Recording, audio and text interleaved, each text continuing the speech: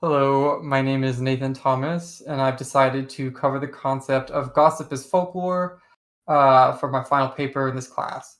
Initially, I was focused more broadly on high school folklore, but in the interview process, I found myself being more interested and invested in the functions of gossip and the way it develops and shifts to suit different purposes.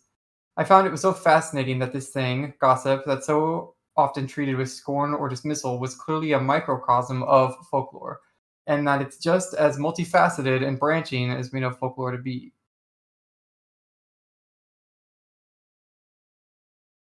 What we're learning. So this is a really big and broad topic, so I'm going to narrow it down to a few things that we're going to discuss. First, we're going to try and do our best to define gossip, and then we'll go over these two major use cases for gossip that I've seen in the process of writing this paper. And with each, we'll go over some examples that I obtained through interview and through research and see how they fit into our two categories. Defining gossip. Gossip is a pretty difficult to nail down a proper definition for. The one near definitive is that there has to be a giver of gossip, a receiver, and a fully separate subject. And usually the subject is less close socially to either the giver or the receiver than they are to each other. For many people, it definitely holds a negative connotation, and that gossip shouldn't be taken seriously and can be easily dismissed. What is classed as gossip versus serious information dissemination is incredibly subjective and most entirely based in social minutia. So, all the issues with gender and class and race that exist in social hierarchies exist too in how we define gossip. And can't dissect all of those things in this presentation, but it's important to recognize and remember that these are integral to discussions of gossip and folklore. The act of gossiping is so often seen as especially a feminine proclivity by both men and women, and because of that, it is often seen as gauche or childish. However, often people who might usually frown upon gossip might make an exception if the subject was far removed from them socially, or if the topic of gossip is about the subject violating a much worse social taboo than the act of gossiping, like employees talking about an unpopular boss or students about a predatory teacher.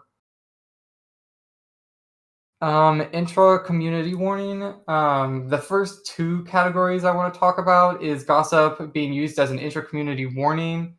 This is one of those situations where the taboo around gossip generally falls away and where people are willing to participate. It happens when groups that are marginalized gossip with each other about the wrongdoings of those with more power.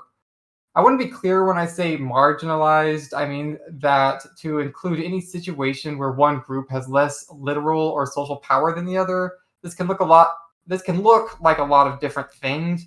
This can be examples of marginalization that we think of race, gender, sexuality, class, etc. It can also be more situational marginalization. Gossip is often used as an intra-community warning among students regarding teachers, employees, regarding bosses, social outcasts, regarding popular cliques, etc. Examples of intra-community gossip. So there are some examples from my interviews and research of gossip being used for intra-community warnings. And these we can start to see how sometimes even the most salacious rumor still has at its core a broader purpose. One prevalent rumor that came up in my interviews was that a frat in our town had bodies buried beneath it. The details varied. Sometimes it was one girl from the near past, other times it was scores of slain girls from decades ago. Still, another interviewee said they'd never heard of anybody at all, but had heard of anybody at all, but had heard that the frat was dangerous for girls, especially because that they were known to let high schoolers to some parties. The warning is clear, even if the exact reasoning is not. Stay away from this frat. The interviewees also recalled a persistent rumor that the football team in our school kept a collective album, physical or digital, in different recountings of all of the explicit images they've gotten from girls in the school. This was never confirmed as far as any of them knew, but the message was obvious: be cautious with the boys on the team. It was the same story with the numerous stories of predatory teachers, no concrete cases of abuse that the interviewees knew of, but they knew which teachers they made sure to never be alone with. Our final example of this kind of communication is a well documented case of collegiate women writing the names of students and faculty who sexually assaulted people and faced no consequences on the walls of the women's bathrooms, to warn each other to stay away from them. Moving to social shaming. Gossip is unfortunately also often used to shame people for stepping outside of social norms. This is one of those kinds of gossip that is often frowned upon because, uh, but that depends on the severity of the alleged infraction and the social proximity of the subject to the deliverer and the receiver. The further away the subject is, the more serious the infraction, the more acceptable the gossip becomes. That's part of the reason why celebrity gossip is so popular. They are seen as far above the average person socially. So any that calms any that socially that any qualms about gossip being gauche become a non-issue.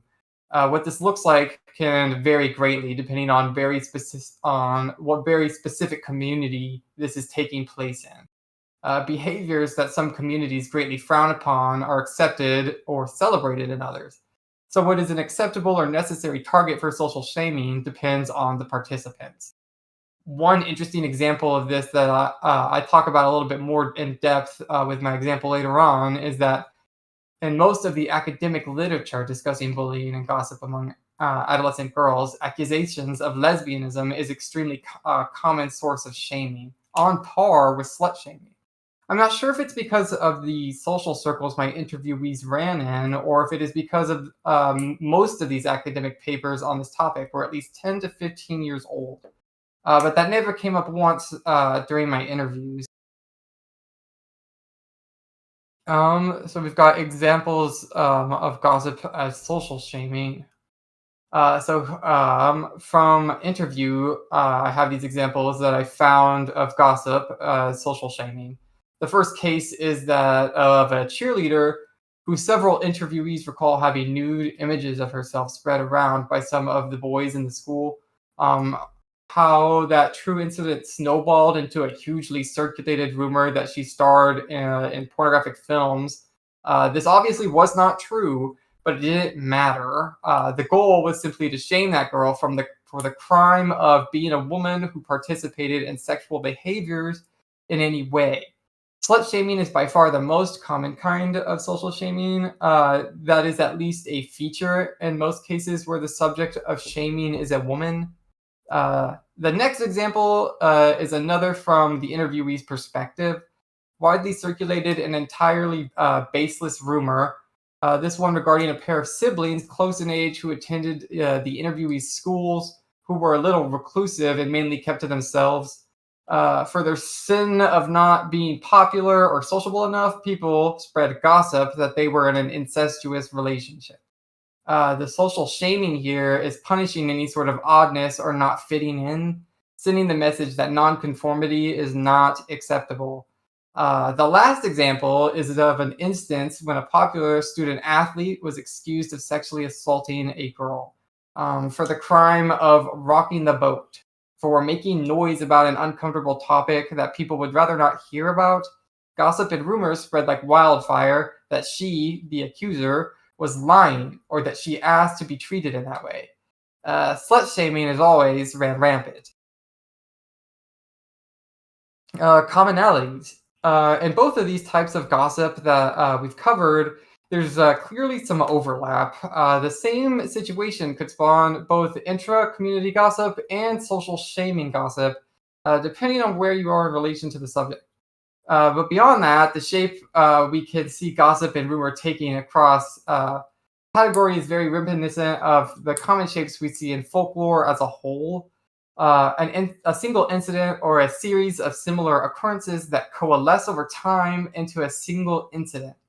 that snowballs and expands through repeated retellings until it grows into myth and legend.